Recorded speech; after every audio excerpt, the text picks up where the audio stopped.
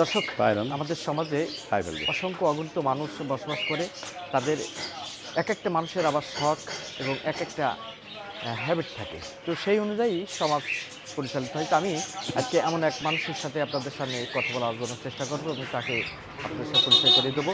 তিনি মূলত দীর্ঘ ৪৭ বছর ধরে তিনি পাখি পালন করে আসছেন। অনেকেই এখন তাকে পাখি প্রেমী মানুষ হিসেবে চেনেন। তো সেই মানুষের সাথে আমি কথা বলবো এবং তার এটাই কিন্তু মূলত তার দোকান এবং এই জায়গা থেকে তিনি যে সমস্ত পাখিগুলো সংগ্রহ করে থাকেন এবং বিক্রয় করে থাকেন সেই তার এটা ব্যবসা প্রতিষ্ঠান। তো আমি সেই মিজানুর রহমান লালটু একজন পাখি প্রেমিক বলে পরিচিত। তো তার সাথে কথা বলবো এবং তার দোকান একটু ঘুরে আপনাদের একটু দেখানোর জন্য চেষ্টা করবো যে তিনি দীর্ঘদিন ধরে যেহেতু এই পাখির সাথে সংযুক্ত আছেন এবং বিভিন্ন কবুতর থেকে যে সমস্ত কবুতরগুলো তিনি উড়িয়ে তিনি বিশ্ব অলরেডি রেকর্ডও করেছেন সে কম্পিটিশনভাবে এবং তিনি বড় পরিচয় হচ্ছে তিনি এই সংগঠনের সাথে তিনি সভাপতির সাথে দায়িত্ব পালন করছেন। তো সব মিলে তার কাছেই কথাগুলো একটু জানার জন্য চেষ্টা করতে আমি প্রথমেই একটু আপনাদের চিত্র দেখাই যে তার দোকানের সামনের যে এই যে আমরা কিন্তু এটাকে বলা হয় খরগোশ এবং এই খরগোশ কিন্তু আসলে একটা শখপ্রিয় হিসাবে মানুষ কিন্তু পুষে থাকে এবং এগুলো ক্রয় করে থাকেন। তো আরও আছে, তো আরও একটু কথা জানার জন্য প্রথমে একটু ভাই আপনার নামটা একটু পরিচয় বলুন। আমার নামটা হচ্ছে মোহাম্মদ মিজানুর রহমান লালটু। আচ্ছা, আমি জি জি বাসা হচ্ছে খোকন মোড়, ঝাউতলা খোকন মোড়। তো আমরা যতটুকু শুনছি যে আপনি দীর্ঘ ৪৭ বছর ধরে এই পাখির সাথে সংযুক্ত এবং পাখি প্রেমী হিসেবে এখন মানুষ আপনাকে চেনে আর কি। তো এই কাজটা কিভাবে আপনি শুরুটা করলেন আর কি? এটা প্রথমে যে শখের বসে ছোটোবেলায় ওই কবুতর পালার শখ হয়েছে। পাশের বাড়ি কবুতর আছে, স্কুলে যে বন্ধুবান্ধব কবুতর পালে ওখান থেকেই তখন তো আর কর্ম করতাম না, ছোটো ছিলাম ছাত্র জীবনে। ওই বাপের কাছ থেকে ফাদারের কাছে টাকা নিতাম, নিয়ে কবুতর এক দুজোড়া কিনতাম, পুষতাম। এইভাবে করতে করতে এর ভেতরে জড়াই গেছি আর কি। এবং এটা ভালো লাগা আমার, আমি তো মনে করি যে যে কবুতর পাখি টাকির ভিতরে যারা আছে তারা অন্তত খারাপ কাজে থাকে না, মাদকের সাথে থাকে না, আমি বিশ্বাস করি। কারণ ২৫০০ ব্যক্তি আছে কবুতর পালক যারা আমার সংগঠনের সাথে। এই ২৫০০ ছেলের ভিতরে কিছু কিছু ছেলেগুলো হচ্ছে সিগারেট খায়, যারা সিগারেটটা খুব একটা মাদকের ইয়েতে বন্ধু ধরে না মানুষ, যদিও নেশার। তো খারাপ কোনো নেশার ভেতর তারা থাকে না, তাদের নেশা ওই একটাই কবুতর পাখি। তো কবুতর পাখি পাললে পারে সে অন্তত মাদকাসক্ত হয় না, এটা আমার বিশ্বাস। আপনি তো কম্পিটিশনও এই কবুতর দিয়ে জি জি জি হ্যাঁ, কম্পিটিশনে কবুতর দিয়ে রেসার গিরিবাজ। এটা কোন কোন কবুতর জাতের কবুতর? এটা কম্পিটিশন করা হয় রেসার কবুতর আর গিরিবাজ কবুতর, এই দুই প্রজাতির কবুতর। এখন আগে ছিল লোকাল কবুতর, এখন অবশ্য সব পাকিস্তানি কবুতরের উপরে গিরিবাজের খেলাটা হয় ম্যাক্সিমামই। আর রেসারটা অস্ট্রেলিয়া, বেলজিয়াম। কবুতর বা কি কি আছে একটু দেখাবেন কি আমাকে? হ্যাঁ হ্যাঁ, শিওর শিওর। আচ্ছা, এই যে সাইডে আমরা বাম সাইডে যেটা দেখতে পাচ্ছি এটা কি কবুতর? এটা হচ্ছে আপনার রাজশাহীর জাক কবুতর বলে, ময়না জাক। জি জি। আচ্ছা, এই কবুতরের গুণাবলী? এই ওই যে উড়বে, এক দেড় ঘন্টা উড়বে, ডিগবাজি মারবে। গিরিবাজ কবুতরের একটা বৈশিষ্ট্য আছে, ডিগবাজি মারে। ওরা ফ্লাই করার সময় ওরা খেলা করে আর কি। এই কবুতরগুলো খেলা করে, এটা দোবাজ বলে। এইটা আবার অস্ট্রেলিয়ান রেসার। কতক্ষণ এটা উঠতে পারে? এগুলো বেশি উড়বে না, এগুলো আপনার ওই ১-১.৫ ঘন্টা ২ ঘন্টা উড়বে, এর বেশি উড়তে পারবে না। দেশি কবুতর তো উড়বে না। আচ্ছা, এই যে এইটা যে কবুতরটা আমরা, এটা পুরাটাই ফ্যান্সি কবুতর, দেখার শো আর কি। এর কোনো গুণাবলী নেই, এর গুণাবলী এটাই, ওর নিজেই সৌন্দর্য। জি।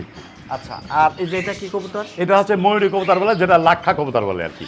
এর আরেক নাম ময়ূরী। আর এটা হচ্ছে সিরাজি কবুতরের বাচ্চা। সিরাজি? জি জি, মানে নবাব সিরাজ। হ্যাঁ, এই কবুতরের একটা কাহিনী আছে। জি, এই কবুতরের কাহিনীটা হচ্ছে এই নবাব সিরাজদৌল্লা হচ্ছে গিয়েছিল পাকিস্তান সুদূর লাহোরি করাচিতে। গেলে পরে দেখছে যে আমাদের দেশে এত সুন্দর একটা কবুতর তো নেই। তোর যে পিএস ছিল তাকে বলে যে এই কবুতর আমাদের দেশে নিতে হবে, একজোড়া কবুতর সংগ্রহ করো। তো একজোড়া সংগ্রহ করে ভারতে নিয়ে আসার জন্যই এই কবুতরটার নাম হচ্ছে সিরাজদৌল্লা এনেছিল। তাই নবাব সিরাজদৌল্লার কারণে সিরাজি, আর লাহোর করাচি থেকে এসেছিল, তাই কেউ কেউ ওকে লাহোরি বলে এবং এর নাম লাহোরি সিরাজ। আচ্ছা আচ্ছা, এ কি ফ্লাই করতে পারে? এমনি সিম্পল দেশি কবুতর মতো উড়ে বেড়ায়, এর অন্য কোনো বৈশিষ্ট্য নেই। বৈশিষ্ট্য সাইজ বড় এবং সুন্দর। এই যে এই সাইডের যে কবুতরগুলো, এটা পাকিস্তানি কবুতর, এটা হচ্ছে ফ্লাই করা কবুতর। এরা 5-6 ঘন্টা, 7 ঘন্টা, 8 ঘন্টা, 10 ঘন্টা উড়ার ক্ষমতা রাখে। 10 ঘন্টা? হ্যাঁ, 10 ঘন্টা 11 ঘন্টা উড়ার ক্ষমতা রাখে একটা না। নন স্টপ ভাবে উড়বে, এটাই বৈশিষ্ট্য এদের। আচ্ছা, এই যে এই পাশের এটা হচ্ছে কবুতর বলে, ঢাকার কাগজি কবুতর বলে। এগুলো সৌন্দর্য কবুতর, ওই 1.5-2 ঘন্টা 3 ঘন্টা করে উড়বে, এ বেশি উড়বে না। আচ্ছা, এই যে এটা পাখি দেখছি, এটা বাজিকার পাখি। জি, এটাতে ঠিক এইভাবে খুঁটি দিয়ে সেটিং দিলে পারে এরা 5 থেকে 7টা 8টা 9টা রেকর্ড আছে 11টাও ডিম পারে। এতটুকু পাকে 11টা ডিম পেরে অনেক সময় 10-11টা বাচ্চা ওরা সুন্দরভাবে বড় করে ফেলে। আচ্ছা আচ্ছা আচ্ছা। এই যে এগুলো সবই বাচ্চা, অবশ্য আমার এখানে হয়নি, সংগ্রহ করা বাচ্চা। এটা কি পাখি? এগুলো বাজিগারি বাচ্চা, এদের কম বয়স, বাজিগর পাখি। কম বয়স। আচ্ছা, আচ্ছা। এই যে উপরে যেটা এটা হচ্ছে কোকাটেল। কোকাটেল? হ্যাঁ কোকাটেল, এই জোড়া আছে কোকাটেল। এই যে এটাও? হ্যাঁ এটাও? কোকাটেল। আর এগুলো হচ্ছে অস্ট্রেলিয়ান ঘুঘু। এই যে এটা এটা হচ্ছে অস্ট্রেলিয়ান ঘুঘু। আচ্ছা, এর গুণাবলী অস্ট্রেলিয়ান? এই আপনার দেশি ঘুঘুর মতোই খাঁচা, দেশি ঘুঘু বাইরে বাচ্চা তোলে জঙ্গলে, এরা খাঁচাতে বাচ্চা করে কবুতরের মতোই। বরঞ্চ ছেড়ে দিলে এরা বেশি টিকতে পারেন না বাইরের জগতে, খাঁচাতে ভালো বাচ্চা করে। আর এই যে নিচের এটা দেখতে? এটা রাজশাহীর গিরিবাজ লোকাল, এগুলো পাকিস্তানি পায়রা, এগুলো আবার 10-12 ঘন্টা ফ্লাই করা পায়রা। 10 জি জি। এ কি ডিম পারে? হ্যাঁ ডিম পারে, অলরেডি বাচ্চা উঠেছে, 2টা বেবি আছে ওর কাছে। আচ্ছা আচ্ছা আচ্ছা আচ্ছা।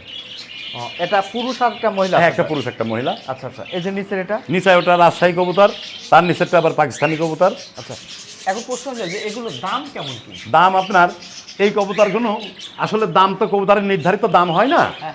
যেমন আমার দোকানে যদি কেউ কবুতর কিনতে আসে, একজোড়া পাকিস্তানি কবুতর আমি সর্বোচ্চ হয়তো 2 থেকে 3 হাজার টাকা হাইস্ট বেচতে পারি, এর বেশি পারি না।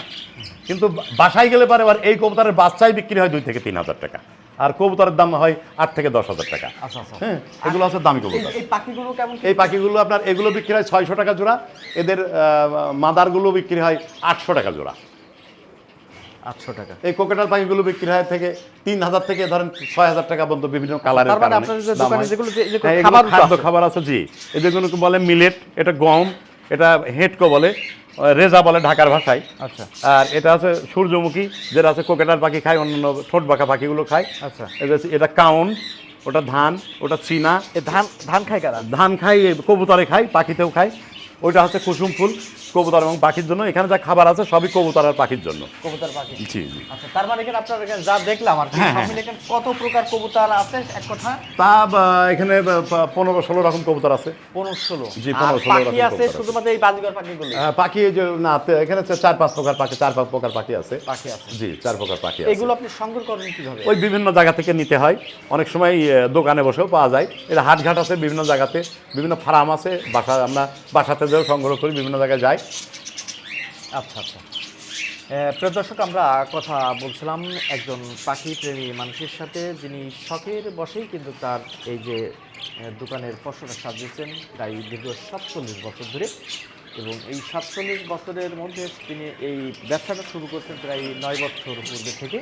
তো সব মিলে তিনি শখ এবং নেশা এখন তার দুইটাই কাজ করে, এবং সেই জায়গা থেকে তিনি এই যে বিভিন্ন যে পাখিগুলো তিনি সংগ্রহ করেন, পাশাপাশি যে কবুতরের কথাগুলো আমরা শুনলাম, এই কবুতরও মূলত আমরা আসলে তো বিভিন্ন একসময় কিন্তু গল্পও শুনতাম যে এই যে কবুতরের মাধ্যমে কিন্তু চিঠি আদান প্রদানগুলো হতো, আসলে এই সেই কবুতরগুলো যে কবুতরগুলো মূলত 10 থেকে 11 ঘন্টা পর্যন্ত ফ্লাই করা অর্থাৎ ওড়ার ক্ষমতা আছে, এবং এগুলো মূলত কম্পিটিশন ভাবে অর্থাৎ প্রতিযোগিতা ভাবেও এই কবুতরগুলো তিনি